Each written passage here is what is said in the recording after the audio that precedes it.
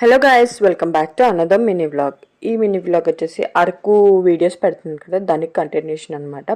Coffee మ్యూజియంలోని ఒక exhibition లాగా ఉంది అనమాట. ఇక్కడ వచ్చేసి దాని కాఫీ ప్లాంటేషన్ ఎలా చేస్తారు, దాని ప్రాసెస్ ఏంటి అన్నది చిన్న ఒక లెసన్ లాగా ఒకటి పెట్టారు. అక్కడ మనం క్లియర్గా చూసి చదవడానికి కూడా మనకి అర్థం అవ్వదు, జస్ట్ ఆ పిక్చర్స్ చూసి మనం అర్థం చేసుకోవటమే.